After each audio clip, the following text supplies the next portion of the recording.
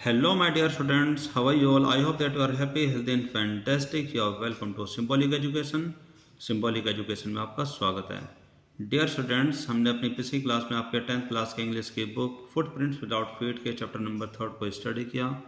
उसकी हिंदी को जानने की कोशिश की और आज की इस क्लास में हम इसी चैप्टर से जुड़े हुए क्वेश्चन सीरीज़ को शुरू करने जा रहे हैं और ये देखेंगे कि ऑल द क्वेश्चंस जो भी इसमें क्वेश्चंस आपसे पूछे जाते हैं उनके आंसर आप कैसे देंगे. वे सभी क्वेश्चन आपसे क्या पूछना चाहते हैं, आप उन क्वेश्चंस को कैसे समझेंगे. हमारी ये कोशिश आज की क्लास में भी रहेगी हमेशा की तरह. तो जुड़े रहिए हमारी कोशिश से और साथ साथ आप अपने और फ्रेंड्स अपने अपने मित्रों को भी जोड़िए जिससे कि उनको भी हमारी इस कोशिश का लाभ मिल सके. तो आइए शुरू करते हैं और लेते हैं इसका पहला क्वेश्चन. सो डियर स्टूडेंट्स, अगर आपने इस चैप्टर को बड़े ध्यान से पढ़ा है तो आपने देखा है कि चैप्टर की शुरुआत में आपसे कुछ क्वेश्चन पूछे गए हैं जो कि आपके read and find out column में दिए गए हैं, जिसका मतलब है पढ़ें और पता लगाएं. तो इसमें आपसे जो पहला क्वेश्चन है उसमें आपसे पूछा गया है कि how is ऑसिबल different from other secret agent, यानी कि जो ये कहानी है जो कि हमारा मुख्य पात्र है ऑसिबल, वह दूसरे अन्य जासूसों से कैसे अलग है. तो इसके आंसर में आप लिखते हैं कि Ausable does not appear to be active and agile, यानी कि जो ये ऑसिबल है वह प्रतीत नहीं होता एक्टिव और एजिल, यानी कि वह बहुत ही ज़्यादा फुर्तीला और चुस्त नज़र नहीं आता है एज अ सीक्रेट एजेंट, एक सीक्रेट एजेंट की तरह. यानी कि आमतौर पर यह वर्णन किया गया होता है कि सीक्रेट एजेंट बहुत ज़्यादा चालाक, चतुर और एक्टिव और चुस्त तंदुरुस्त रहते हैं, लेकिन वह ऐसा इसमें प्रतीत नहीं होता, यानी कि वह ऐसा दिखता नहीं है. इज़ सपोज टू बी की जैसा कि उसको होना चाहिए, because he is very fat, क्योंकि वह बहुत मोटा है. His accent is not proper, कि जो उसका बोलने का जो उच्चारण है, जो तरीका है, वो भी अच्छा नहीं है. दो यद्यपि he speaks French and German possibly, कि जबकि वो फ्रेंच और जर्मन बड़े अच्छे से बोल लेता है. He has never all together lost the American accent, कि उसने अभी तक अपना अमेरिकन एक्सेंट यानी कि अमेरिकन भाषा को बोलने का जो तरीका है, यानी कि जो लहजा है, उसने अभी तक उस लहजे को खोया नहीं, यानी कि वो अभी भी अपनी बातचीत में अमेरिकन लहजे का प्रयोग करता है. He has brought to Paris from Boston 20 years ago, जो कि वह बोस्टन से 20 साल पहले पेरिस में लेकर आया था. अब हम लेते हैं क्वेश्चन नंबर 2, जिसमें आपसे पूछा गया है कि हु इज़ फॉलोअर, कि फॉलोअर कौन है, and what is his first authentic thrill of the day, और उसके दिन का सबसे बड़ा रोमांचक क्या है. तो इसका आंसर में आप लिखते हैं. तो इसका आंसर में आप लिख सकते हैं कि follower is a young and romantic writer, कि फॉलोअर एक नौजवान और एक कल्पनाशील राइटर हैं. His first authentic thrill of the day, कि उसके दिन का सबसे बड़ा रोमांच और जो असली रोमांच वो यह है कि the sudden appearance of the other secret agent max, कि जो अन्य जो सीक्रेट एजेंट है यानी कि जिसका नाम मैक्स है, उसका अचानक से सामने आ जाना ही उसके लिए दिन का सबसे बड़ा रोमांच है. With A small automatic pistol, की जिसके हाथ में एक छोटी ऑटोमेटिक पिस्टल थी. इन हिज हैंड, उसके हाथों में. इन ओसेबल्स रूम, ओसेबल के कमरे में. यानी कि आपने कहानी में जब वो पढ़ा था कि जब ये फॉलोअर ओसेबल के साथ उसके रूम में जाता है और जैसे ही फॉलोअर वहाँ पर बत्ती ऑन करता है यानी कि लाइट ऑन करता है, तो वहाँ पर वो उसको अचानक ही मैक्स के रूप में एक अन्य सीक्रेट एजेंट वहाँ पर देखने को मिलता है, जिसके हाथों में एक छोटी पिस्तौल होती है, जिसको देख करके वो काफ़ी घबरा जाता है. अब हम देखते हैं कि आगे इसमें आपसे और क्या पूछा गया है. कि आगे आपसे कुछ क्वेश्चन और भी पूछे गए हैं जो कि चैप्टर के बीच में ही पूछे जाते हैं, जो कि आपके read and find out column में आपसे पूछे गए हैं. तो इसमें जो पहला क्वेश्चन है उसमें यह है कि हाउ हैज़ मैक्स गॉट इन, कि जो दूसरा जो सीक्रेट एजेंट है यानी कि जो दूसरा जासूस है जिसका नाम मैक्स है, वो कैसे अंदर आया है.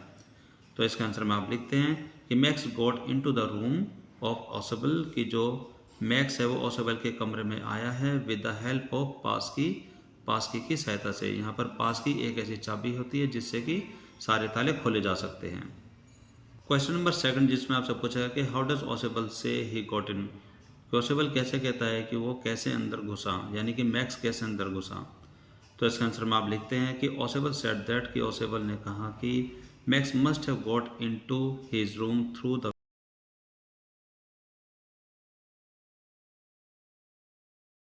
घुसा होगा, which extended under his window then, जो कि उसके खिड़की के नीचे तक बढ़ी हुई थी. अब इसके बाद आपसे कुछ और भी क्वेश्चन पूछे गए हैं जो कि आपके चैप्टर के खत्म होने के बाद आपसे पूछे गए हैं, जो कि थिंक अबाउट इट कॉलम में हैं, यानी कि इनके बारे में आपको विचार करना है। तो जो पहला क्वेश्चन है उसमें आपसे पूछा गया है कि Oswald did not fit any description of a secret agent Fowler had ever read, कि फॉलर ने अब तक के जितने भी वर्णन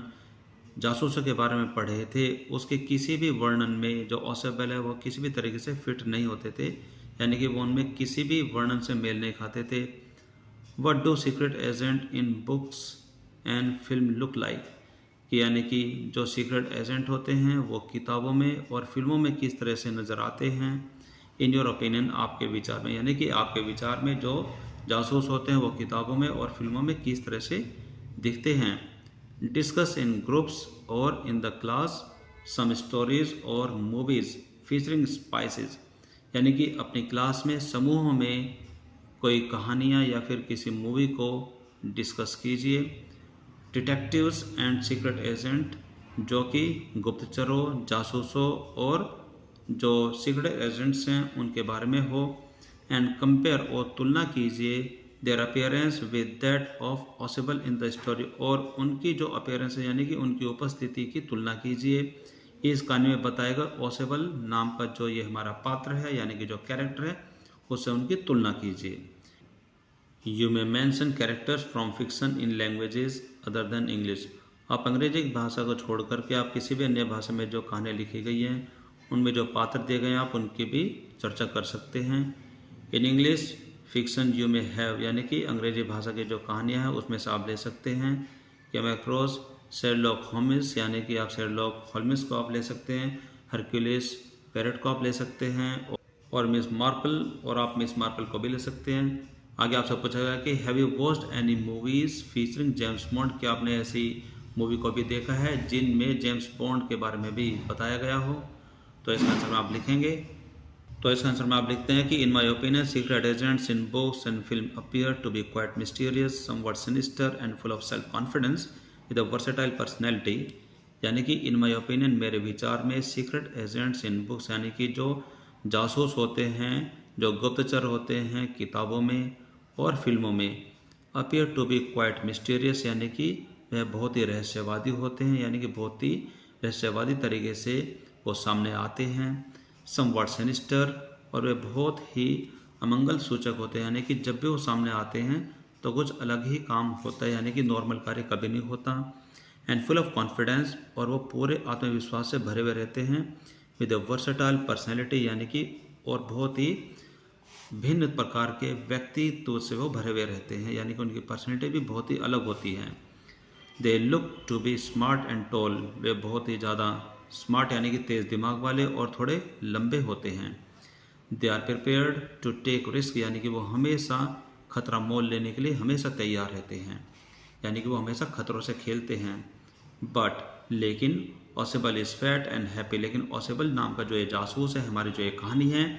इसमें जो ऑसेबल है, ऑसेबल एक मोटा व्यक्ति है और हमेशा खुश रहने वाला व्यक्ति है।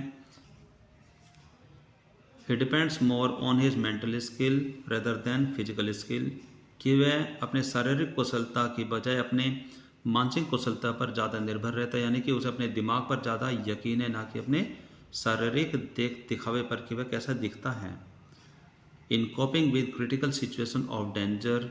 यानी कि अगर उसके सामने कोई खतरा आ जाता है तो वो उस खतरे में वो अपने दिमागी स्किल यानी कि मेंटल स्किल को यूज़ करते हैं, यानी कि फिजिकल स्किल को यूज़ करता है।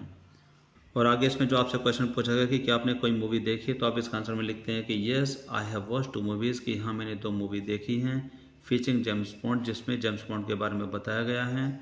They are Quantum of Solace, यानी कि उनमें से क्वांटम ऑफ सोलेस है और दूसरा है कैसीनो रॉयल। ओके, अब हम लेते हैं क्वेश्चन नंबर 2। क्वेश्चन नंबर 2 में आपसे पूछा गया कि how does Ausable manage to makes believe that there is balcony attached to his room,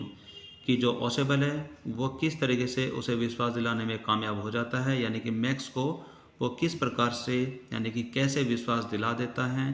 कि there is a balcony attach to his room, कि वहाँ पर एक बालकनी है जो कि उसके रूम से जुड़ी हुई है। Look back at his detail description of it, आप पीछे मुड़ करके उसमें जो बताया गया जो वर्णन है उसको आप एक बार फिर से देखिए। What makes it a convincing story, जो कि इस कहानी को एक यकीन दिला देने वाली कहानी बना देती है। तो इसका आंसर में आप लिखते हैं कि ओसेबल मैनेजेस टू मेक बिलीव, यानी कि ओसेबल ये यकीन दिलाने में कामयाब हो जाता है that there is a balcony, कि वहाँ पर एक बालकनी है, अटैच टू हिज रूम, जो कि उसके रूम से जुड़ी हुई है, through his detailed convincing description, वो इसके बारे में एक डिटेल्ड कन्विंसिंग डिस्क्रिप्शन सुनाता है, यानी कि एक ऐसा विस्तृत एक वर्णन सुनाता है जिसके बारे में यकीन किया जा सके, यानी कि वो एक छोटा मोटा एक ऐसा कहानी जैसा कुछ बनाता है जिससे कि वो यकीन किया जा सके। अबाउट द सेम, अपने उस बालकनी और कमरे के बारे में। ही स्पिन्स अ टेल, वह एक कहानी बुनता है, यानी कि वह कहानी की शुरुआत करता है, छोटी मोटी कहानी को वो बनाता है। अराउंड द बालकनी, बालकनी के चारों तरफ, यानी कि बालकनी के बारे में ही वो एक कहानी बनाता है। मोरेवर, और इसके बाद बात यह भी है कि हीज एंग्री एटीट्यूड, के उसका गुस्से वाला रवैया, टूवर्ड्स द मैनेजर, उस मैनेजर के प्रति, फॉर पेइंग नो अटेंशन, ध्यान न देने की वजह से,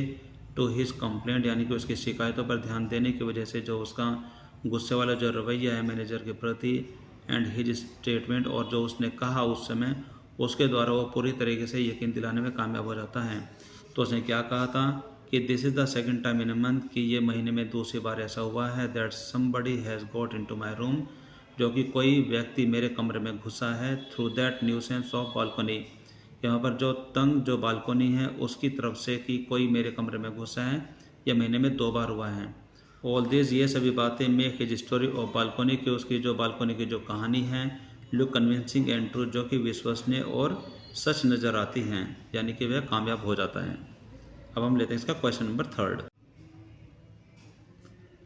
क्वेश्चन नंबर 3 जिसमें आपसे पूछा है कि looking back at the story, की कहानी में पीछे मुड़कर देखते हुए,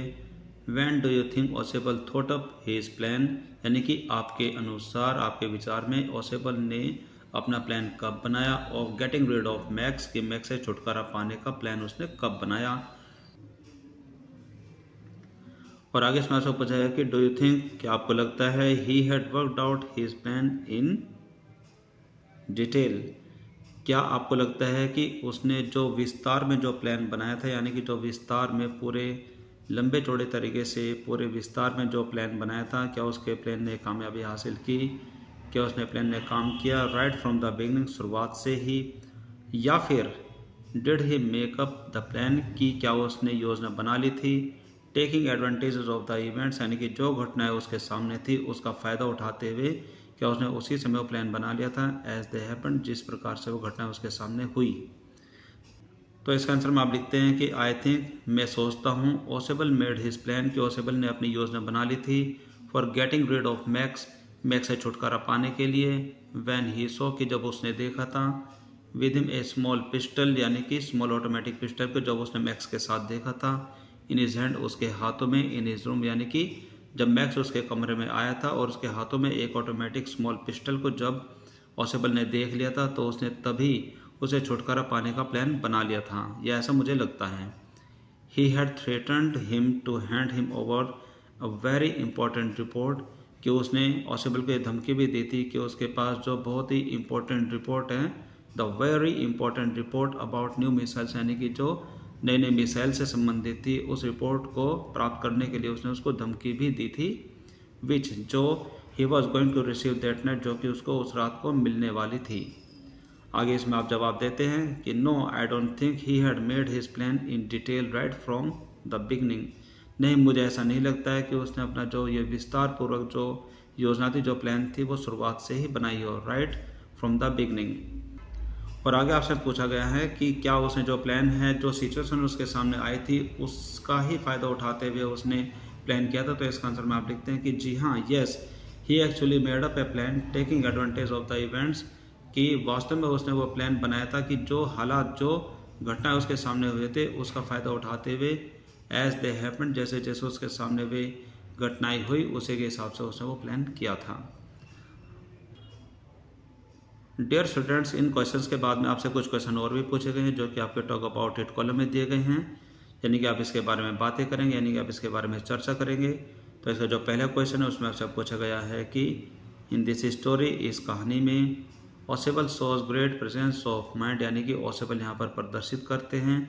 अपने दिमाग की जो एक विलक्षण एक क्षमता है उसको यहाँ पर प्रकट करते हैं, प्रदर्शित करते हैं। और द एबिलिटी टू थिंक, या फिर वो जल्दी से सोचने की जो योग्यता है उसको प्रदर्शित करते हैं। And act calmly and wisely, और बड़े शांति से और पूरी बुद्धिमत्ता से वो कार्य करते हैं। इन ए सिचुएशन, ऐसे हालात में, ऑफ डेंजर जो कि खतरों से भरी हुई है, एंड सरप्राइज जो कि खतरों से और आश्चर्य से भरी हुई हो, ऐसी स्थिति। आगे इसमें लिखा है गिव एग्जाम्पल्स, आप ऐसे उदाहरण दीजिए फ्रॉम योर ओन एक्सपीरियंस, अपने खुद के अनुभव से। और नरेट द स्टोरी, और आप ऐसी कहानी सुनाइए विच शोज जो कि ये प्रदर्शित करती हो समवंस प्रेजेंस ऑफ माइंड, किसी की मानसिक जो बुद्धिमत्ता है, यानी कि जो उसकी दिमाग की विलक्षण जो बुद्धिमत्ता है उसको प्रकट करती हो। तो इसका आंसर में आप लिखते हैं। तो इसका आंसर में आप कोई भी कहानी बना सकते हैं कि जैसे कि आपने यहाँ पर एक उदाहरण के तौर पर एक कहानी लिखी है कि जैसे कि आप कहते हैं कि वंस, एक बार की बात है, I was passing through a forest, कि मैं जंगल से गुजर रहा था। आई वॉज ऑल अलोन, मैं पूर्ण रूप से अकेला था, यानी कि मेरे साथ कोई नहीं था। ऑल ऑफ ए सडन, और अचानक से, आई सो ए लॉयन, कि अचानक से मैंने एक शेर को देखा। I was utterly terrified but my mind worked swiftly, कि मैं पूरी तरीके से घबरा गया था, भयभीत हो गया था, लेकिन माई माइंड वर्कड स्विफ्टली, लेकिन मेरे दिमाग ने तेज़ी से काम किया। आई टूक a big bright branch of a tree, कि मैंने वहाँ पर पड़ी हुई एक पेड़ की बड़ी सी एक शाखा को उठा लिया। लेग नियर बाय, जो कि वहाँ पर मेरे पास ही पड़ी थी। बाई चांस, और by chance I had a match box, और उस समय बाई चांस मेरे पास एक माचिस भी थी। आई लाइटेड द ब्रांच, मैंने उस शाखा को जलाया, उसमें आग लगाई। When it started burning heavily, कि जब इसने अच्छे से जलना शुरू कर दिया। द लायन गॉट फ्राइटेंड, शेर डर गया। एंड रेन अवे, और दूर भाग गया। दस, इस तरह से माई presence of mind in situation of danger and surprise saved my precious life, यानी कि इस प्रकार से जो मेरे दिमाग की, यानी कि जो मेरे मस्तिष्क की जो विलक्षण बुद्धि है उसकी उपस्थिति ने ऐसी सिचुएशन में जो कि खतरों से और आश्चर्य से भरी हुई थी, उसने मेरी बहुत ही कीमती जो मेरा जो जीवन है वो बचा लिया। अब हम लेते हैं इसका अगला क्वेश्चन। क्वेश्चन नंबर सेकंड में आपसे पूछा गया कि discuss what would you do in the situations described below, कि निम्नलिखित कुछ ऐसी परिस्थितियां दी गई हैं और आपसे पूछा गया है कि आप ऐसी परिस्थितियों में क्या करेंगे। तो इसके बारे में आपको डिस्कस करना है और साथ साथ आपको याद भी रखना है कि remember that presence of mind, यानी कि जो मानसिक विलक्षणता की जो मौजूदगी है, comes out of A state of mental preparedness, मानसिक तैयारी से ही सामने आती है। आगे आपसे और इसमें आगे आपसे पूछा गया कि if you have thought possible problem, कि अगर आपने ऐसे संभावित समस्याओं के बारे में सोचा हुआ है और डेंजर और ऐसे संभावित खतरों के बारे में सोचा हुआ है, and how about to act, और ऐसे सिचुएशन में आपको क्या करना है, कैसे उनसे निपटना है। इन सच सिचुएशन, ऐसे स्थितियों में you have a better chance, कि आपके पास एक बहुत बड़ा मौका होता है of dealing with such situation, ऐसी समस्याओं से लड़ने के लिए। इफ़ दे डू राइज, कि अगर वे आपके सामने घटित होती हैं तो, यानी कि कुल मिलाकर के ये है कि अगर आपने कुछ ऐसे संभावित खतरों और समस्याओं के बारे में सोचा है जो कि आपके सामने आ जाती हैं, तो आप अपने प्रेजेंस ऑफ माइंड को कैसे यूज़ करेंगे। और याद रखिए कि जो प्रेजेंस ऑफ माइंड है वो आपके मेंटल प्रिपेयर्डनेस, यानी कि मानसिक तैयारी से ही सामने आते हैं। तो आप इसके बारे में चर्चा करेंगे। तो जिसमें जो पहली सिचुएशन में उसमें लिखा है कि a small fire starts in your kitchen, कि अगर आपके किचन में कोई छोटी मोटी आग लग जाती है तो आप क्या करेंगे। तो इसका आंसर में आप लिखते हैं कि if a small fire starts in my kitchen, कि अगर मेरे रसोई घर में कोई छोटी मोटी आग लग जाती है, I will try to extinguish it by throwing water और सैंड ओवर इट, कि मैं उसको पानी डाल करके या फिर रेत डाल करके इसको बुझाने की कोशिश करूँगा। आगे आपके सामने अगली सिचुएशन ये है कि, और अगली सिचुएशन आपके लिए है कि a child starts to choke on a piece of food, एक खाने के टुकड़े की वजह से एक बच्चे का दम घुटना शुरू हो जाता है, यानी कि उसके गले में अगर खाना अटक जाए और उसका दम घुटने लगे तो आप ऐसे में क्या करेंगे। तो इसका आंसर में आप लिखते हैं कि if a child starts to choke on a piece of food, कि अगर एक बच्चे का दम घुटने लगे on a piece of food, एक खाने के टुकड़े की वजह से जो कि उसके गले में अटक जाता है, I will make him band, कि मैं उसको नीचे झुकाऊंगा, फॉरवर्ड आगे की तरफ मैं उसको नीचे झुकाऊंगा, एंड थम्प हिज बैक, और इसके पीठ पर एक जोरदार थपकी मारूंगा। If it doesn't become normal, कि अगर वो नॉर्मल नहीं होता है, यानी कि अगर उसको कोई आराम नहीं पड़ता है, बाय दिस यानी कि इस तरह से अगर उसको कोई आराम नहीं पड़ता है, then I will rush him to a doctor, फिर मैं उसको जल्दी से जल्दी डॉक्टर के पास लेकर के जाऊंगा। अगली सिचुएशन है कि an electrical appliance starts to hiss, यानी कि किसी भी बिजली से चलने वाला कोई उपकरण हो और उसमें शीशे की आवाज़ आना शुरू हो जाए, एंड गिव्स आउट स्पार्क, और उसमें चिंगारियाँ लगना शुरू हो जाए, चिंगारियाँ उठना शुरू हो जाए, तो आप क्या करेंगे? तो इसका आंसर में आप लिखते हैं कि if an electrical appliance starts to hiss and gives out spark, कि अगर किसी भी बिजली का उपकरण हो और उसमें शीशे की आवाज़ शुरू हो जाए और उसमें चिंगारी लगना शुरू हो जाए,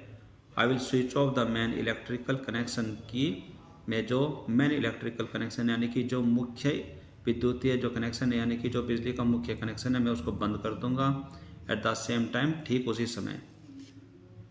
अगली सिचुएशन आपके सामने है कि ए बाइसिकल नॉक्स डाउन ए पेडेस्ट्रियन, यानी कि फुटपाथ पर अगर कोई साइकिल चलाने वाला नीचे गिर जाता है तो आप क्या करेंगे? तो इसका आंसर में आप लिखते हैं कि if a cycle knocks down a pedestrian, की अगर किसी फुटपाथ पर कोई साइकिल अचानक फिसल जाती है या फिर गिर जाती है, I will help bicycle man, कि मैं साइकिल चलाने वाले व्यक्ति की सहायता करूंगा इन स्टैंडिंग अप, उसको खड़ा करने में, एंड देन और फिर उसके बाद take him to nearby doctor for immediate medical help if he has been seriously ill, और अगर उसको बहुत ही सीरियसली चोट वगैरह लग जाती है तो मैं उसको पास ही के किसी डॉक्टर के पास लेकर के जाऊंगा तुरंत इलाज के लिए। अब है अगली सिचुएशन जिसमें आपसे पूछा गया कि इट रेन्स कॉन्टिन्यूसली, लगातार बारिश होती है, फॉर मोर देन 24 आवर्स,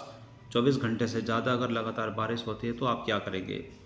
तो ऐसी स्थिति में आप इसका आंसर में लिखते हैं कि if it rains continuously for more than 24 hours, की अगर 24 घंटे से ज़्यादा लगातार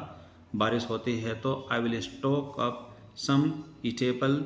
लाइक ब्रेड, यानी कि मैं कुछ खाने की वस्तुएं इकट्ठा कर लूँगा जैसे कि bread, milk, vegetable, flour, fruit etcetera. I will buy also some candles, मैं कुछ मोमबत्तियाँ भी खरीदूंगा in case electricity supply fail, कि अगर बाय चांस बिजली चली जाती है तो ऐसी स्थिति के लिए मैं कुछ मोमबत्तियाँ भी खरीदूंगा। अगले सिचुएशन में आपसे पूछा गया कि a member of your family, कि अगर आपके परिवार का कोई भी सदस्य does not return home at the usual और एक्सपेक्टेड टाइम, यानी कि उपेक्षित टाइम पर, वो समय पर घर पर वापस नहीं आता है, तो आप क्या करेंगे? तो इसका आंसर में आप लिखते हैं कि if a member of my family, कि अगर मेरे परिवार का कोई भी सदस्य does not return home at the usual और एक्सपेक्टेड टाइम, की उपेक्षित समय पर, यानी कि जिस समय पर हमें आमतौर पर उसके आने की आशा रहती है, अगर वो उस समय पर घर पर नहीं आता है, then I will ring him up, कि मैं उसको फ़ोन करूँगा, एंड आस्क, और ये पूछूंगा हिज वेयर अबाउट, कि वो कहाँ पर है, and the reason of being late, और उसके लेट होने का मैं कारण भी पूछूंगा, and tell him to come home back soon, और मैं उसको जल्दी से जल्दी घर आने के लिए भी कहूँगा। डियर स्टूडेंट्स, ये क्वेश्चन थे आपके चैप्टर नंबर 3 के, जिसका नाम है मिडनाइट विजिटर, जो कि आपके 10th क्लास के इंग्लिश की बुक फुटप्रिंट्स विदाउट फीट से लिए गए हैं। आई होप कि आपने सभी क्वेश्चंस को बड़े ध्यान से सुना होगा और उनके आंसर को सीखने की कोशिश की होगी और एक एक बात आपको समझ में आई होगी। और अगर फिर भी आपके सामने कोई क्वेश्चन आता है, कोई डाउट आता है, तो आप अपने डाउट को अपने कमेंट बॉक्स में लिख करके हम तक पहुंचा सकते हैं, जिसका आपको आंसर दे दिया जाएगा। तो आज की क्लास में सिर्फ इतना ही। This is all for now for today's class. अब हम मिलेंगे हमारी अगली क्लास में with a new chapter, with a new topic. Till then take care, bye bye, have a nice day.